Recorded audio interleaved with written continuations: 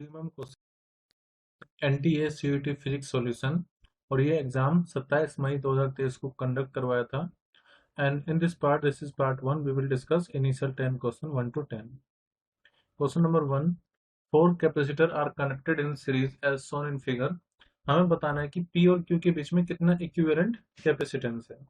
तो सॉल्व करने से पहले मैं आपको पहले फॉर्मूला बता देता हूँ। मान लो दो कैपेसिटेंस सीरीज में है, लेट C1 और C2। तो उनके लिए जो इक्विवेलेंट कैपेसिटेंस का फॉर्मूला होगा वो रहेगा 1/C1 प्लस 1/C2, या सिर्फ दो अगर हैं तो हम आगे भी हो सकता है इसी तरह से। अगर दो ही कैपेसिटेंस है तो हम उसको C1 × C2/C1 + C2 भी लिख सकते हैं, इक्विवेलेंट कैपेसिटेंस का फॉर्मूला। और इसको कहते हैं पैरेलल कॉम्बिनेशन। पैरेलल कॉम्बिनेशन दो या दो से ज्यादा भी हो सकता है, लेट ये C1 और ये C2 है। तो ऐसे में जो सी इक्विवेलेंट जितने भी कैपेसिटेंस है हम उन सबको ऐड कर लेंगे डायरेक्टली। फिलहाल यहाँ से देखने से पता चल रहा है कि ये जो 2 है और ये 2 है, ये दोनों किस में मिलेंगे आपको? पैरेलल में। दोनों पैरेलल में हैं तो पैरेलल में जो फॉर्मूला हम अप्लाई करेंगे वो रहेंगे C1 + C2, यानी कि 2 + 2 4 आ जाएगा यहाँ पर। तो मैं इसको रिराइट कर रहा हूँ। 2 और 2 का कितना आ जाएगा, लेट वो इसी फॉर्मूले का हम अप्लाई करेंगे। 2 + 2 मतलब 4। तो मैंने लिख दिया यहाँ पर 4 हो जाएगा ये। फिर उसके साथ आगे 12 माइक्रोफैराड तो कनेक्टेड ही है, और ये है Q पॉइंट, ये है P पॉइंट, और फिर नीचे कनेक्टेड है 2 माइक्रोफैराड, इस तरह से। अब अगर आप ये देखो 4 और 12 ये आपस में किसमें होंगे? सीरीज में। तो जब ये आपस में सीरीज में होंगे तो इनका जो सी इक्विवेलेंट होगा, ठीक है, मैं इसको डैश बोल रहा हूँ, सी डैश इक्विवेलेंट मतलब 4 और 12 का। तो ये होगा क्या? दोनों की मल्टीप्लाई अपॉन दोनों का एडिशन, यानी कि 4 इंटू में 12 अपॉन में 4 + 12। तो इसको आप लिख सकते हैं 4 इंटू में 12 अपॉन में 12 × 4 = 16। तो ये कितना आ जाएगा? 4 × 4 = 16, और ये हो जाएगा 4 × 3 = 12, यानी कि 3 आ गया। तो फिर से मैं अगर इस सर्किट को दोबारा बनाऊं तो अब हमारे पास 3 माइक्रोफैराड का कैपेसिटर ऊपर है, और उसके साथ एक नीचे 2 माइक्रोफैराड का कैपेसिटर कनेक्टेड है, और ये है पॉइंट Q और ये है point Q P, and this is 2 microfarad. Again अगर आप इन दोनों को देखो, ये दोनों किस में? पैरेलल में। ठीक है, ये दोनों सीरीज में थे। तो पैरेलल में, तो पैरेलल में तो हम डायरेक्टली ऐड कर देते हैं, यानी कि जो सी इक्विवेलेंट का फॉर्मूला आएगा between P and Q, it will B 3 + 2, so it will B 12, sorry 5 microfarad. तो इसलिए जो करेक्ट आंसर रहेगा वो रहेगा ऑप्शन बी। में दोबारा से बता देता हूँ। पहले हमने 2 और 2 को पैरेलल किया, जो आएगा वो 12 के साथ रहेगा सीरीज में। तो ये हमारे पास आया 4, और देन 12 के साथ सीरीज सोल्व किया, 3 आया।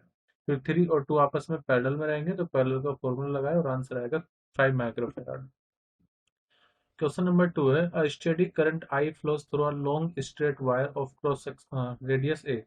मतलब कि हमारे पास कोई वायर है और उसका रेडियस ए गिवन है। The current is uniformly distributed across its cross section. तो हमारे पास एक थिन वायर ना होकर के, देखो जनरली जो थिन वायर का मैग्नेटिक फील्ड का फॉर्मूला होता है वो होता है μ0I/2 इंटू में पाई इंटू में R is the distance. But यहाँ पर केस अलग है। यहाँ पर हमारे पास जो वायर है, सबसे पहली बात तो वो थिक है। ठीक है, तो थिक वायर के लिए मैग्नेटिक फील्ड का फॉर्मूला अलग होता है, मैं समझाऊंगा कैसे निकलेगा। तो ये थिक वायर है, और इस थिक वायर का जो रेडियस है इट इज गिवन स्मॉल है। तो लेट ये है a. The current is uniformly distribute. अब इसमें जो करंट फ्लो कर रहा है, लेट एक करंट जा रहा है इसमें आई, तो ये यूनिफॉर्मली डिस्ट्रीब्यूटेड हो रहा है। The ratio of the magnetic field due to the wire at a distance of a/4 and 3a respectively from the axis of the wire कितना होगा? तो a/4 जो भी पॉइंट लाई करेगा, मतलब सेंटर से a/4 जो लाई करेगा, पर कोई पॉइंट होगा इनसाइड।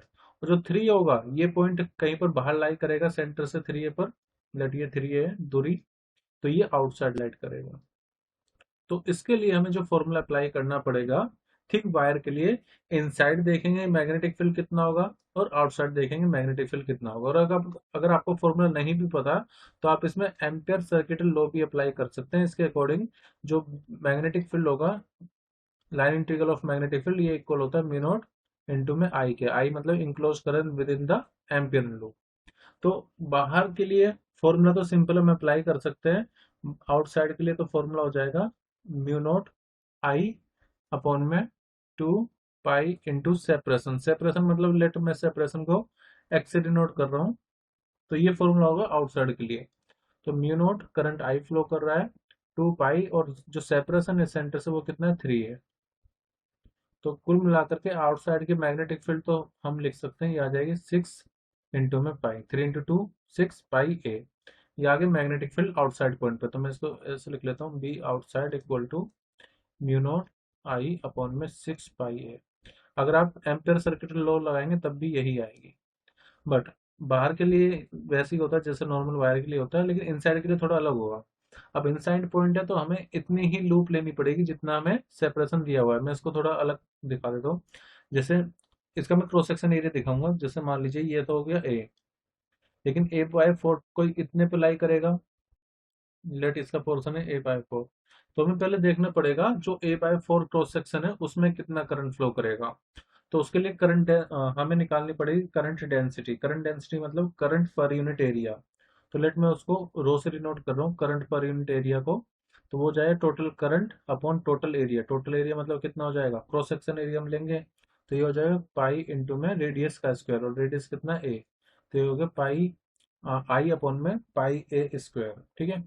अब हमें जब मैग्नेटिक फील्ड निकालनी पड़ेगी इनसाइड के लिए, तो मैं क्या कर रहा हूँ, एम्पियर लूप इस वाले को कंसिडर कर रहा हूँ। तो B inside dot DL is the line integral into में ये इक्वल होगा mu naught into I dash के। तो मुझे आई डैश फाइंड करना पड़ेगा। आई डैश वो करंट है जो कि उस क्रॉस सेक्शन एरिया में फ्लो करेगा जिसका रेडियस A/4 हो।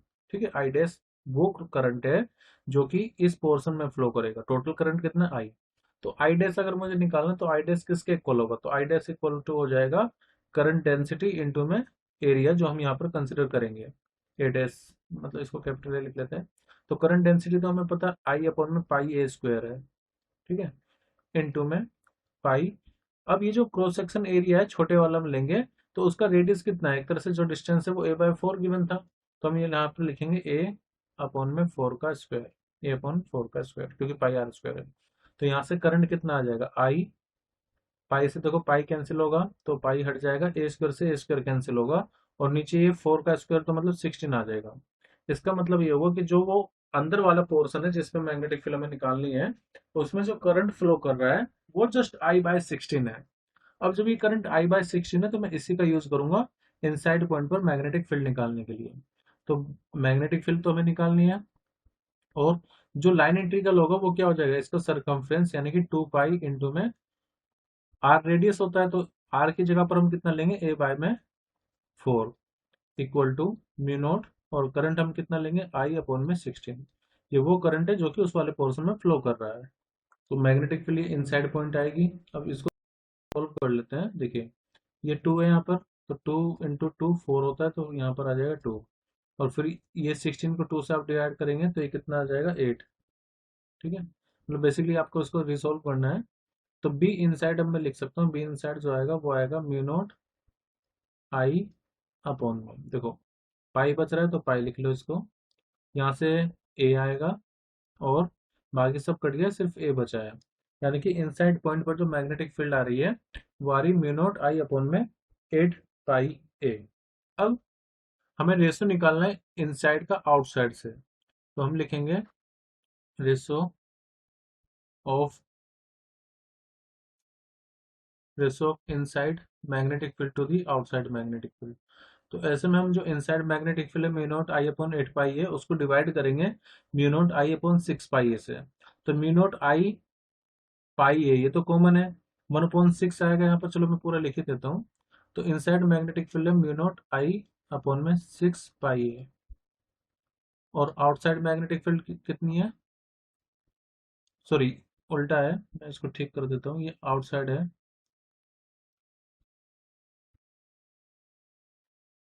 पहले इनसाइड हमें लिख लेंगे क्योंकि पहले A/4 की बात हुई है इसीलिए। तो इनसाइड है mu naught I upon 8 pi A, mu naught I upon में 8 पाई ए।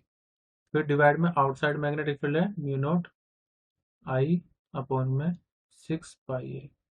तो जो जो चीज़ें कॉमन है वो तो हट जाएंगी, जैसे म्यू नॉट आई कॉमन उसको कैंसिल कर देंगे, ए को कॉमन, ए और पाई को कैंसिल करेंगे। तो ये आएगा 6 ऊपर जाएगा, 6/8। 6/8 को आप लिख सकते हैं 3/4। तो जो रेशो होगा, हमें तो रेशो चाहिए, तो B inside ratio B outside, it will be equal to 3:4। 3:4 आएगा, तो ये रहेगा ऑप्शन ए के लिए। यही क्वेश्चन आपको मतलब सेम तो नहीं लेकिन सिमिलर क्वेश्चन आपको एनसीईआरटी बुक में मिल जाएगा, जहाँ पर थिक वायर का एक एग्जांपल दिया हुआ है। क्वेश्चन नंबर 3 करते हैं। The magnetic field of light wave at given time parallel to the Y axis, and magnetic field की इक्वेशन हमें गिवन है B equal to B M, मतलब ये इसकी पीक वैल्यू है साइन के जेड माइनस ओमेगा टी, और किस डायरेक्शन में जा रही है क्योंकि ये पूरा पैरेलल टू वाई एक्सिस, तो यहाँ पर मैं आई जे के कैप लिख देता हूँ, क्योंकि हमें पता है आई मतलब एक्स एक्सिस और जे मतलब वाई एक्सिस के अलोंग, के कैप मतलब जेड एक्सिस के अलोंग। तो मैग्नेटिक फील्ड जो फ्लो कर रही है वो जे कैप डायरेक्शन में है, मतलब कि वो वाई डायरेक्शन में है।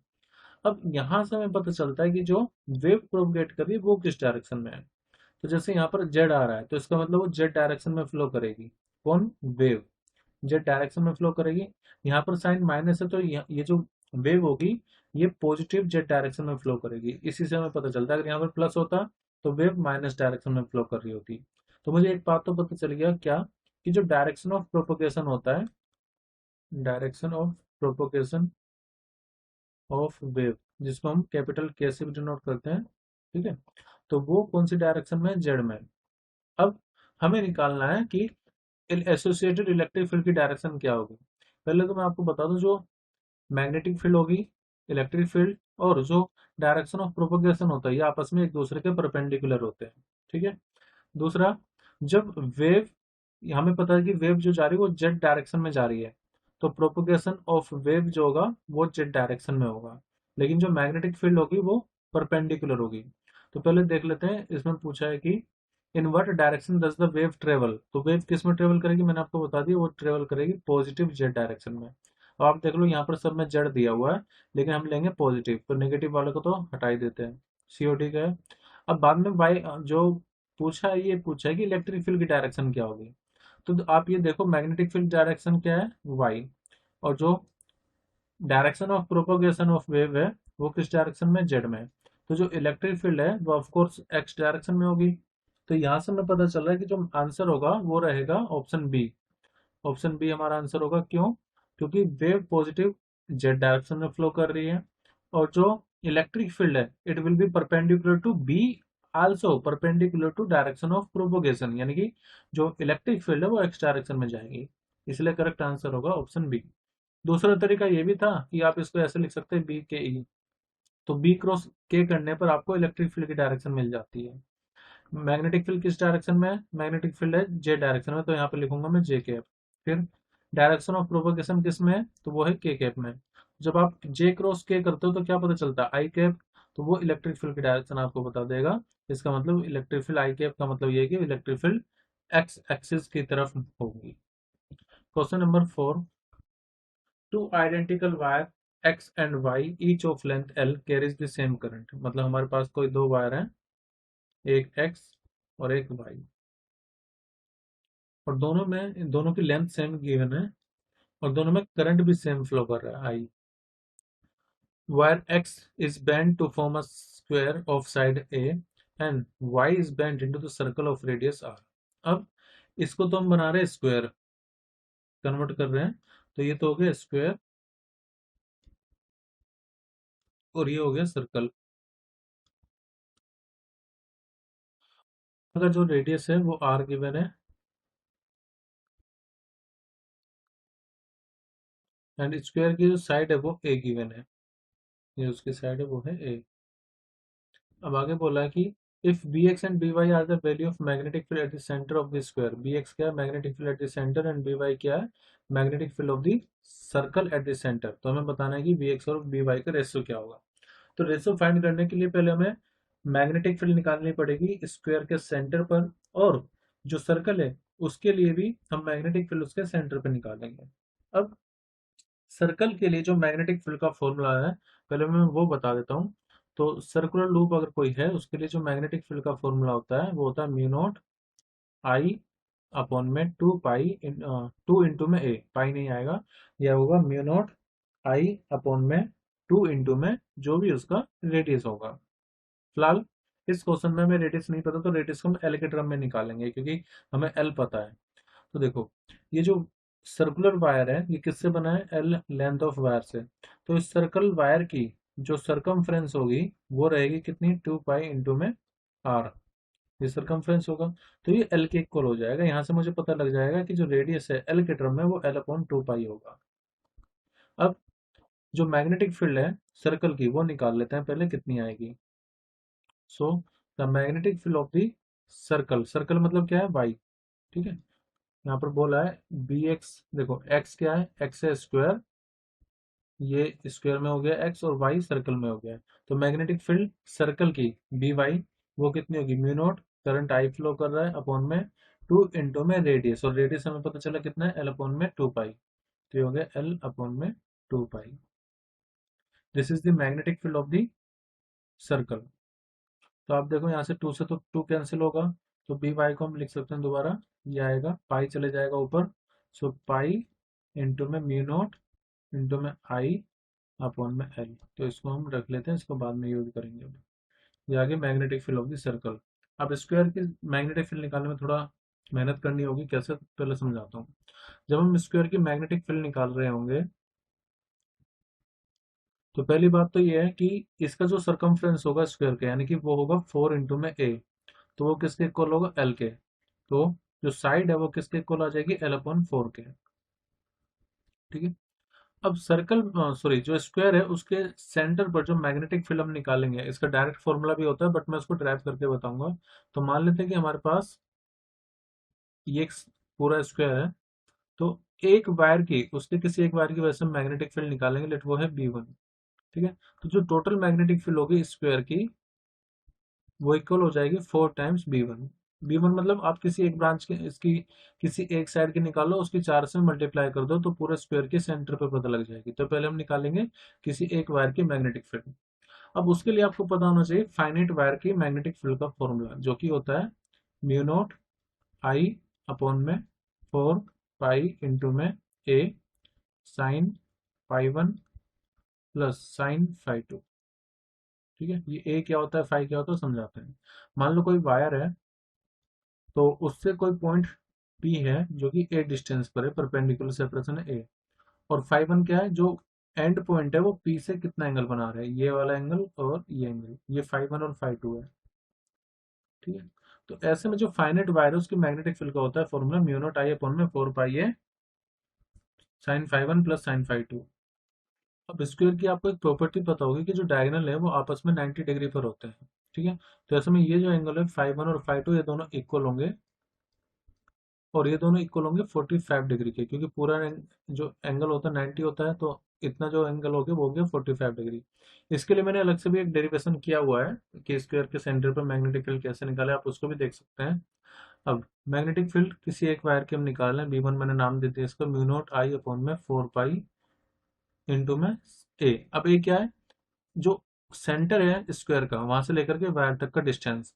तो आप देखो, इटली, ये जो पूरी साइड है वो कितनी है, L/4, तो उसका आधा कर देंगे तो ओ से लेकर के इस वायर तक का सेपरेशन हमें पता चल जाएगा, और वो सेपरेशन कितना होगा, L/8। कैसे समझाता हूँ दोबारा, आप ये देखो, ये पूरी साइड किसके इक्वल है, ए के। ए हमने एल के टर्म में निकालना है, तो L/4 पता चला है, तो पूरी साइड L/4 है, तो आधी साइड कितनी होगी यहाँ से यहाँ तक का, तो ये होगा एल अपॉन में 4 का आधा, मतलब 8 L/8। तो यहाँ पर मैं ए की जगह पर लूंगा L/8। फिर क्योंकि फाई 1 फाई 2 दोनों ही इक्वल हैं, तो मैं उसको 2 लिख लूंगा साइन, और फाई है कितना, 45 डिग्री। यहाँ पर बहुत ध्यान से आपको काम करना होगा, क्योंकि एक भी मिस्टेक हुई तो आंसर थोड़ा चेंज हो जाएगा। तो हर चीज को हम ध्यान से वैल्यू पुट करेंगे। अब B 1 equal to mu naught I, ये देखो, ये हो गया 4, इसको अभी ऐसे लेने देते हैं, 4 पाई एल अपॉन में 8 टू साइन 45 की वैल्यू कितनी होती है, 1/√2, ठीक है। तो टोटल मैग्नेटिक फील्ड हमें चाहिए, ये 8 कहाँ पर जाएगा, ऊपर। तो बी 1 इक्वल टू आ गया 8 म्यू नॉट आई अपॉन में 4, अभी मैं कुछ कैंसिल नहीं कर रहा हूँ, करेंगे एक साथ बाद में, 2/√2, ठीक है। टोटल मैग्नेटिक फील्ड स्क्वायर के सेंटर पे कितनी होगी, तो मैंने बताया स्क्वायर की जो भी मैग्नेटिक फील्ड होगी वो 4 टाइम्स हो जाएगी किसी एक वायर की। इसका मतलब मैं अब इसमें मल्टीप्लाई कर रहा हूँ 4 की, ठीक है, 4 टाइम्स B1, तो ये 8 म्यू नॉट I अपॉन में 4 पाई L, ये हम क्या निकालना है स्क्वायर के लिए मैग्नेटिक फील्ड यानी कि BX, और 2/√2। अब फाइनल देखते हैं कि बचेगा कितना। 4 से तो 4 कैंसिल आउट होगा यहाँ पर, 2 है और यहाँ पर 2 है, तो सिर्फ कितना बचेगा, इसको इससे कैंसिल करेंगे तो √2 बचेगा, तो हमारे पास आएगा 8 √2 म्यू नॉट I अपॉन में पाई इंटू में L। ठीक है, अब देखो आप वाई में जो मैग्नेटिक फील्ड सर्कल की थी उसमें म्यू नॉट I अपॉन में L था, यहाँ पर भी म्यू नॉट I अपॉन में L है, लेकिन जो बाकी फैक्टर उसी से रेशो डिटरमाइन होगा। तो अब फाइनली हम रेशो निकाल लेते हैं जो अपना टारगेट था, तो BX अपॉन BY करेंगे, अब BX अपॉन में BY, तो x मतलब स्क्वायर की जो कि आई 8 √2 म्यू नॉट I अपॉन में पाई L, डिवाइड करेंगे इसको y की जो कि है पाई म्यू नॉट I अपॉन में L। तो आप देखो म्यू नॉट I अपॉन में L तो कैंसिल आउट हो जाएगा, म्यू नॉट I अपॉन में L ये कैंसिल आउट हो गया, फिर ये पाई आएगा यहाँ पर नीचे इसके साथ, तो आ जाएगा 8 √2, और डिवाइड में क्या बचेगा पाई इंटू पाई मतलब पाई का स्क्वायर। तो इसका मतलब ये है कि जो रेशियो आएगा वो आएगा 8 √2 अपॉन में पाई स्क्वायर। ऐसा ऑप्शन किस में है, 8 √2 पाई स्क्वायर मतलब ऑप्शन सी में है, तो ऑप्शन सी हमारा करेक्ट आंसर हो जाएगा। क्वेश्चन नंबर 5, ये बाकी जो मैंने इससे पहले सीयूईटी एग्जाम का पेपर करवाया था सॉल्यूशन, उसमें भी एक क्वेश्चन था। एक मेटल प्लेट है तो वो कब हीट हो सकती है, तो मैंने आपको बताया था मेटल प्लेट हीट होने का रीजन है कि अगर किसी मेटल प्लेट में आप करंट को फ्लो करवाओ, तो हमें पता है हीटिंग इफेक्ट ऑफ करंट होता है, हीटिंग इफेक्ट ऑफ करंट, जिसकी वजह से हीट जनरेट होगी, यानी कि जब जब करंट फ्लो करेगा तब तब हीट जनरेट होगा और वो गर्म हो जाएगा। तो पहला है direct current is passing through the plate, तो डीसी करंट फ्लो कर रहा है तो तब भी करंट तो करंट है, तो वो क्या होगा हीटिंग इफेक्ट कॉज करेगा, तो ये तो ठीक है। इसका मतलब ए सही है, ए सही है तो हम इसको नहीं लेंगे अब बी एंड सी वाले को, क्योंकि ए तो आना ही आना होगा।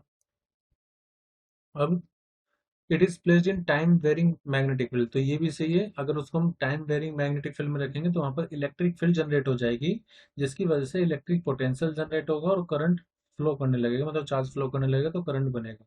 तो ए सही है, बी भी सही है, तो बी सही है तो मैं इसको तो नहीं लूंगा क्योंकि इसमें बी नहीं आ रहा है। ठीक है, अब बचा हमारे पास ए बी सी और डी, देखते हैं। It is placed in space varying magnetic field but does not vary time, देखो ये इससे जनरेट नहीं होगा क्योंकि इलेक्ट्रिक फील्ड तभी बनेगी जब टाइम वेरिंग मैग्नेटिक फील्ड होगी। डी है alternating current pass through the plate, तो ये सही है, अगर एसी करंट फ्लो करेगा तब भी हीट जनरेट होगी। और it is placed between the pole, इससे कुछ नहीं होगा, तो ए सही है, बी सही है और डी सही है, तो इसका मतलब ऑप्शन डी करेक्ट होगा, A B D only. Question number 6, या हमारे पास एक नेटवर्क है और इसको हमें सोल्व करना है कि ए और बी के बीच में इक्विवेलेंट रेजिस्टेंस कितना होगा। तो इसके लिए भी पहले मैं फॉर्मूला बता देता हूँ। अगर रेजिस्टेंस सीरीज में कनेक्टेड है लाइक दिस, मान लीजिए इस तरह से रेजिस्टेंस है एक और दूसरा इससे ऐसे कनेक्टेड है, तो सीरीज के लिए फॉर्मूला हो जाता है R1 + R2। और अगर पैरेलल में कनेक्टेड है, मान लीजिए एक रेजिस्टेंस ऐसे है और एक रेजिस्टेंस इस तरह से है, तो पैरेलल में जो फॉर्मूला होता है वो होता है 1/R equal to are equivalent 1/R1 + 1/R2, ज़्यादा हो तो इसी तरह से हम प्लस करते रहें। और अगर सिर्फ दो ही रेजिस्टेंस पैरेलल में कनेक्टेड है तो उसके लिए हम क्या कर देंगे, आर इक्विवेलेंट हो जाएगा R1 R2 अपॉन में R1 + R2। तो ये बेसिक फॉर्मूला है, उन्हीं को हम यूज करेंगे। लेकिन पहले ये देखो ए और बी के बीच में हमें नेट इक्विवेलेंट कैपेसिटेंस निकाल सॉरी रेजिस्टेंस निकालना है, तो इसको ये जो पॉइंट ई है इससे कनेक्टेड है, तो इसको मैं ऊपर की तरफ बनाऊंगा, मतलब इस सर्किट को आप ऐसे इमेजिन करो कि हम इस पॉइंट को उठा करके ऊपर ले जा रहे हैं बस, तो बाकी सब सेम रहेगा।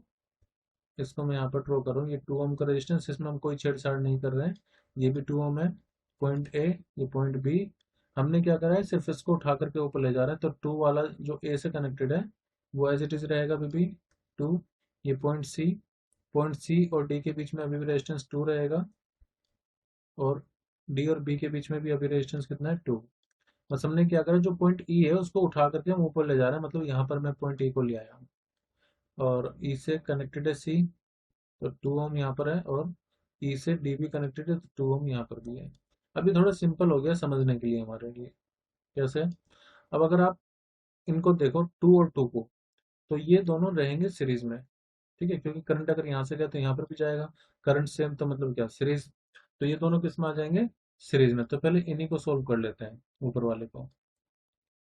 अब सीरीज में दो हम जब निकालेंगे तो 2 + 2 हो जाएगा, 4 डायरेक्टली। 2 + 2 मतलब कितना आएगा, 4। तो सी और डी को अभी नहीं छेड़ रहे हम, सी यहाँ पर है, डी यहाँ पर है, लेकिन हमें ये पता चल गया कि 2 और 2 का कितना आएगा, 4। अब उसको आप ऐसे कनेक्ट कर सकते हैं, ये हो गया 2 और 2 का 4 ओम ऊपर वाला, और ये 2 ओम अभी भी है। फिर उसके नीचे कौन है, ये 2 ओम, इसके नीचे कौन है। जरूरी थोड़ी ना मैं इसको ऐसे तिरछे बनाऊं, सीधा भी तो बना सकते हैं, 2, और इसके बीच में कौन है, 2, और ये पॉइंट ए और ये पॉइंट बी। अब आप देखो, देखने से पता चल रहा होगा कि 4 और 2 किस में है, पैरेलल में। जब ये 4 और 2 पैरेलल में है तो इनके इक्विवेलेंट कितना आएगा। तो मैंने आपको बताया, जब इक्विवेलेंट दो रेजिस्टेंस का आपको निकालना और पैरेलल में कनेक्टेड है, तो क्या करेंगे, दोनों की मल्टीप्लाई अपॉन में दोनों का एडिशन, 4 + 2, तो ये कितना आएगा, 4 × 2 8, अपॉन में 4 और 2 6। इसको आप 4/3 भी लिख सकते हैं, ठीक है। तो ये आ जाएगा 4/3, यानी कि 2 और 2 का कितना, इसका और इसका मिलाकर के कितना आएगा, 4/3। तो मैं फिर से सर्किट को रीड्रॉ कर रहा हूँ। तो नीचे वाले में हमने कोई छेड़छाड़ अभी तक करी नहीं है, ये पॉइंट है, ये पॉइंट बी, और ये 2 ओम, ठीक है। इसको भी अभी एज इट इज रहने देते हैं, 2, और ये 2। हुआ क्या है कि बस ये जो ऊपर वाले हैं दोनों को हमने सोल्व कर लिया नेट, और नेट कितना आएगा, 4/3, और वो सी पॉइंट और डी पॉइंट से कनेक्टेड होगा कुछ इस तरह, तो ये आ गया 4/3 ओम। ये पॉइंट सी, ये पॉइंट डी। अब मान लीजिए कि करंट निकल के यहाँ से ऊपर गया, तो ये करंट इन तीनों में सेम फ्लो करेगा। तो इसका मतलब हो गया 2, 4/3 और 2, ये तीनों आपस में किस में होंगे, सीरीज में। ये तीनों आपस में किस में होंगे, सीरीज में। तो इनका निकाल लेते हैं। तो मैं देखो, बी वाले को, जो ए और बी के बीच में है, उसको मैंने कुछ नहीं करा अभी, उसको एज इट इज रहने देते हैं, 2 ओम। इन तीनों का इक्विवेलेंट कितना आएगा, और वही यहाँ पर हम अभी पुट कर देंगे ऐसे। इन तीनों का इक्विवेलेंट क्या, तो मैंने आपको बताया जब सीरीज में तो सबको ऐड कर देंगे, तो लेट वो आर डैश है, तो 2 प्लस ये वाला 2 प्लस 4/3, क्योंकि सीरीज में तो आप कैसे भी ऐड कर लो, 2 2 4 प्लस 4/3, तो ये कितना होगा, 3 × 4 = 12 और 4 16, 16/3। तो इसका मतलब ये जो रेजिस्टेंस है कितना आ गया, 16/3। अब 16/3 ओम और ये जो 2 ओम है, ये आपस में कितना है, पैरेलल में, ठीक है।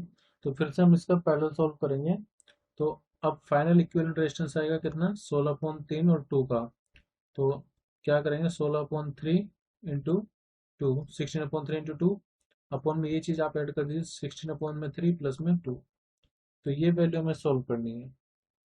देखो ये 16, एक और चीज है जो यहाँ पर मैंने मिस कर दी है, 2 है ना, 2 और 2, इसको हम डायरेक्टली लिख लेते हैं 4, तो ये 4 आएगा नीचे एक्चुअली, क्योंकि ये आपस में सीरीज में है। तो ये 4 रहेगा और ये भी रहेगा 4, तो यहाँ पर हमें 4 लेना होगा। जो नीचे वाले ए और बी, क्योंकि वो दोनों सीरीज में है, तो वो 2 + 2 होकर के 4 आ जाएगा। तो यहाँ पर 4 की मल्टीप्लाई करेंगे और यहाँ पर 4। अब 16 × 4 64 अपॉन 3, फिर यहाँ पर 4 × 3 = 12, 12 और 16 12 प्लस 16/3। तो आप देखेंगे 3 से तो 3 कैंसिल आउट हो जाएगा, ये आएगा 64/28। फर्दर इसको हम डिवाइड करेंगे, तो 7 चौक 28 और 16 × 4, तो ये आएगा 16/7, 16/7 ओम। तो करेक्ट आंसर होगा ऑप्शन बी। मैं दोबारा समझा देता हूँ, हमने क्या करा, पॉइंट ए को ऊपर ले गए, तो यहाँ पर दो रेजिस्टेंस बचे, 2 और 2, ठीक है, 2 और 2 दोनों सीरीज में होंगे, तो उसको हमने लिख लिया 4। फिर ऐसे ही ऊपर वाले 2 और 2 किस में होंगे, सीरीज में, तो उसका भी 4 आ गया। फिर हमने देखा 4 और 2 पैरेलल में कनेक्टेड है, कि दोनों किस में है, पैरेलल में। तो इनका हमने इक्विवेलेंट निकाला, जो कि आया था कितना, 4 और 2 का, तो याद है 4/3। फिर 4/3 इस 2 और इस 2 के साथ सीरीज में कनेक्ट होंगे, तो इनका इक्विवेलेंट निकाला 16/3। फिर 16/3 और 4 आपस में पैरेलल में कनेक्टेड होंगे और उनका इक्विवेलेंट आएगा 16/7। क्वेश्चन नंबर 7 पूछा है कि what is the slope of the graph between frequency of incident light and stopping potential for the given surface. इसको डिटेल में समझाता हूँ। मान लीजिए हमारे पास कोई मेटल है, तो उसका जो वर्क फंक्शन होता है डब्ल्यू नोट होता है। अब अगर आप उस पर इतनी एनर्जी इंसिडेंट करवा रहे हैं कि वो वर्क फंक्शन से ज़्यादा है, तो फोटो इलेक्ट्रॉन बाहर आएंगे और उनकी कुछ काइनेटिक एनर्जी होगी। अब कंजर्वेशन ऑफ एनर्जी के अकॉर्डिंग जो एनर्जी हम डाल रहे हैं वो कुछ तो यूज हो जाएगी वर्क फंक्शन में और कुछ चली जाएगी काइनेटिक एनर्जी में। और काइनेटिक एनर्जी का जो फॉर्मूला होता है वो होता है ई इंटू में वी नोट, मतलब ये वी नोट स्टॉपिंग पोटेंशियल है ऑफ कोर्स। ई मतलब इंसिडेंट एनर्जी, एच न्यू लिख सकते हैं।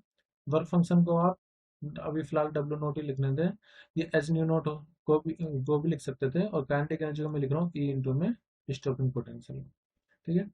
हमें जो ग्राफ प्लॉट करना है वो करना है फ्रीक्वेंसी और इंसिडेंट स्टॉपिंग पोटेंशियल में। तो इसको हम ऐसे लिख लेते हैं, ई इंटू में V naught equal to H nu minus W naught, या फिर वी जो ये क्या है स्टॉपिंग पोटेंशियल एच अपॉन में ई इंटू में frequency minus W naught upon में ई। इसी इक्वेशन के अकॉर्डिंग हम ग्राफ प्लॉट करेंगे, लेकिन इसको कंपेयर कर रहे हैं जनरल इक्वेशन से स्ट्रेट लाइन की, y m x y equal to m x plus c. तो वाई एक्सिस पर मैं स्टॉपिंग पोटेंशियल ड्रॉ कर रहा हूँ वी नोट, एक्स एक्सिस पर हम प्लॉट कर रहे हैं फ्रीक्वेंसी। तो ये जो ग्राफ होगा it will be like a straight line इस तरह से, और ये आपको बताएगा इंटरसेप्ट ऑन वाई एक्सिस मतलब डब्ल्यू नोट अपॉन में ई। फिर ये जहां पर टकराता है एक्स एक्सिस से फ्रीक्वेंसी वाले एक्सिस से, वो थ्रेशोल्ड फ्रीक्वेंसी उससे हमें पता लग जाता है। और इस ग्राफ की जो स्लोप होगी, स्लोप मतलब एम से कंपेयर करो तो वो क्या आएगा एच अपॉन ई, एच अपॉन ई। इसको आप एच ई की पावर -1 भी लिख सकते हैं। तो इसका मतलब ये कि जो स्लोप होगा वो इक्वल होगा एच ई इनवर्स के, यानी कि ऑप्शन बी करेक्ट होगा। इस ग्राफ के बहुत फायदे हैं, जैसे इस ग्राफ से हम ई की वैल्यू निकाल सकते हैं, प्लैंक कांस्टेंट भी इसी से हम फाइंड कर सकते हैं, और मेटल की प्रॉपर्टी यानी कि वर्क फंक्शन, थ्रेशोल्ड फ्रीक्वेंसी, वो सब इसी ग्राफ को प्लॉट करके हमें पता लग जाता है। और एक और चीज, कोई भी मेटल हो सबके लिए जो स्लोप आएगा जब आप स्टॉपिंग पोटेंशियल फ्रीक्वेंसी को प्लॉट करेंगे, तो जो स्लोप होगा वो सेम होगा हर एक मटेरियल के लिए, सेम फॉर ऑल मेटल। ये क्वेश्चन भी पूछा जाता है। तो ऑल मेटल के लिए एच अपॉन ई सेम रहेगा क्योंकि दोनों कांस्टेंट है। क्वेश्चन नंबर 8 में पूछा है the wavelength of matter wave for moving charge particle किस पर डिपेंड नहीं करती। वेवलेंथ ऑफ मैटर वेव, देखो लैम्डा और रिलेशन होता है मोमेंटम में, lambda equal to H upon P, या फिर एच अपॉन में एम भी लिख सकते हैं मोमेंटम को। तो लैम्डा मास पर डिपेंड कर रही है, वेलोसिटी पर भी डिपेंड कर रहा है, मोमेंटम पर भी डिपेंड कर रहा है, लेकिन जो मैटर वेव की वेवलेंथ है वो चार्ज पर डिपेंड नहीं करती। तो करेक्ट आंसर होगा ऑप्शन डी। क्वेश्चन नंबर 9, इनमें से कौन सी स्टेटमेंट सही है हमें ये बताना है। पहला, photo electric current does not depend on the nature of the emitter material. क्या जो फोटो इलेक्ट्रिक करंट है वो नेचर पर डिपेंड नहीं करता है? एक्चुअली डिपेंड करता है मटेरियल पे कैसा है कि उसका वर्क फंक्शन क्या है, तो इसलिए स्टेटमेंट रॉन्ग होगी। फिर photo electric effect is an instantaneous process, तो ये बिल्कुल सही है। जैसे ही फोटोन इंटरेक्ट करेगा इलेक्ट्रॉन से तो इलेक्ट्रॉन बाहर आ जाएगा, जिसको हम फोटो इलेक्ट्रॉन बोलते हैं। So it is an instantaneous process. तो इस बी बिल्कुल सही होगा। तो हम इसको तो लेंगे नहीं, इसको हटा देते हैं। The stopping potential is directly related to the maximum kinetic energy. अब इससे पहले वाले क्वेश्चन मैंने आपको बताया था ना, kinetic energy equal to e V naught. तो stopping potential directly kinetic energy से रिलेट करता है। तो इसका मतलब जो सी स्टेटमेंट है वो सही है। तो सी स्टेटमेंट सही है तो हम इसको भी ले लेंगे क्योंकि इसमें सी नहीं है कहीं पर भी। अभी हमारे पास और भी ऑप्शन बचे हैं। अब चलते हैं डी पर। Energy required for electron emission from the metal should be less than the work function. मैंने आपको यहाँ पर बताया था इस वाले क्वेश्चन में कि इंसिडेंट एनर्जी वर्क फंक्शन से ज्यादा होनी चाहिए, इंसिडेंट एनर्जी ज्यादा होनी चाहिए वर्क फंक्शन से, तभी फोटो इलेक्ट्रिक इफेक्ट होता है। लेकिन ये स्टेटमेंट तो कुछ और ही बोल रही करेगी, एनर्जी जो होगी वो लेस देन होनी चाहिए वर्क वर्क फंक्शन से, तो ऐसा नहीं है। अगर ऐसा है तो फिर फोटो इलेक्ट्रिक इफेक्ट होगा ही नहीं। तो डी स्टेटमेंट गलत है, हमें तो करेक्ट वाली लेनी है। तो आप देखो इसमें तो डी आ रहा है तो इसको तो हम लेंगे नहीं, हमारे पास सही आंसर आ जाएगा option B, B C E. The dualism of matter is inherent in the de Broglie relation. De Broglie ने रिलेशन दिया था ना एच अपॉन में मोमेंटम। तो lambda is associated with the wavelength, lambda is wavelength, it is associated with wave nature and momentum is associated with particle. तो ये जो एक रिलेशन है ये वेव और पार्टिकल नेचर को रिलेट करता है। तो ड्यूरेशन इस फॉर्मूले से हम कह सकते हैं होता है डी ब्रोगली वेव रिलेशन में। तो ई स्टेटमेंट सही है। सो स्टेटमेंट जो सब मिलाकर के हमारा कंक्लूजन आया वो ये है कि बी, सी और ई करेक्ट होगा, इसलिए ऑप्शन बी करेक्ट है। Question number 10। ये कोई बीट स्टोन डिजीज जिसमें एक्स और वाई तो इक्वल है लेकिन ए इज ग्रेटर देन बी। तो हमें बताना है कि डायरेक्शन ऑफ करंट ए और बी में, ये जो वायर है इसमें डायरेक्शन ऑफ करंट कहाँ होगी, किस तरफ करंट फ्लो करेगा ये बता। तो इसके लिए बेसिक कंसेप्ट पहले आप सीख लो कि जो करंट होगा वो हमेशा हाई पोटेंशियल से लो पोटेंशियल की तरफ फ्लो करता है। हाई पोटेंशियल से लो पोटेंशियल की तरफ करंट फ्लो करता है। तो अगर हमें ये पता करना है कि करंट किस तरफ फ्लो करेगा तो इजी रहेगा कि हम उसमें से निकाल लें कि करंट किस तरफ फ्लो कर रहा है, और हम ये पता कर सकते हैं कि जो स्टॉपिंग पोटेंशियल है वो कहाँ पर ज्यादा है, सॉरी स्टॉपिंग नहीं, जो पोटेंशियल है वो कहाँ का ज्यादा है। तो करंट फ्लो करेगा हाई पोटेंशियल से लो पोटेंशियल की तरफ, ये कंसेप्ट हम लेकर के चलेंगे। एक और कंसेप्ट ये है कि V इक्वल टू क्या होता है, आई इंटू में आर। ठीक है, ये फॉर्मूला भी हमें यूज करना होगा भी। अब ये देख लेते हैं कि जो पोटेंशियल है वो कहाँ का ज्यादा है, क्या वो ए का ज्यादा होगा या बी पॉइंट का ज्यादा होगा। तो इसके लिए देखो, हमें पहले ये दिया हुआ है कि एक्स और वाई दोनों इक्वल है। ठीक है, एक्स और वाई दोनों इक्वल है। अब इसमें जो करंट होगा उसकी डायरेक्शन हमें पता करने, पोटेंशियल की डायरेक्शन पता करेंगे, मतलब पोटेंशियल कहाँ का ज्यादा होगा कहाँ का कम होगा। अब यहाँ पर देखो करंट ऐसे फ्लो, अगर मान लीजिए बैटरी से आया, ऑफकोर्स बैटरी से तो आएगा तो हाई से लो की तरफ जाएगा ऐसे। तो करंट जाएगा सी से बी की तरफ, पहली बात। तो जो पोटेंशियल है हम ये लिख सकते हैं B C minus B B होगा, सी ज्यादा होगा। फिर करंट बी से डी की तरफ जाएगा तो ये B C minus B B equal होगा B B minus B D के, क्योंकि यहाँ पर दोनों का जो एक्स है और वाई है दोनों इक्वल, रेजिस्टेंस इक्वल है। अब यहाँ से अगर मैं वी बी को फाइंड करूँ तो V C plus V D, ठीक है, इक्वल टू, ये वी बी इधर आएगा तो टू वी बी हो जाएगा, वो टू आएगा नीचे। तो मुझे ये पता चल गया कि वी बी की जो वैल्यू है वो V C plus V D upon two के इक्वल रहेगी। सिमिलरली अब मैं यहाँ पर अप्लाई करूंगा। यहाँ पर मुझे पता है कि जो ए है वो ग्रेटर है बी से। इसका मतलब potential difference between A C कितना होगा, V C minus V A. तो ये ज्यादा होगा potential difference between A D, तो वो कितना होगा ए माइनस वी डी। यहाँ पर फिर से आप वी ए की वैल्यू अगर निकालो तो V C plus V D upon two equal to क्या आ जाए, ये ग्रेटर देन आएगा वी ए के। ये कैसे किया देखो, आप वी ए को इस तरफ लाओ और वी डी को इस तरफ, तो प्लस हो जाएगा और ये आएगा टू वी ए, टू आएगा नीचे, तो वी हो गया V C plus V D upon two. अब आप ये देखो कि V C plus V D upon two किसकी वैल्यू, बी की। तो इसका मतलब वी बी जो होगा वो ज्यादा होगा किससे, वी ए से। V C plus V D upon two किसके बराबर है, वी बी के। तो हम कह सकते हैं कि पोटेंशियल एट पॉइंट बी ज्यादा है पोटेंशियल एट पॉइंट ए से। तो जो करंट होगा वो बी से ए की तरफ फ्लो करेगा। तो इसका मतलब करेक्ट आंसर होगा ऑप्शन बी।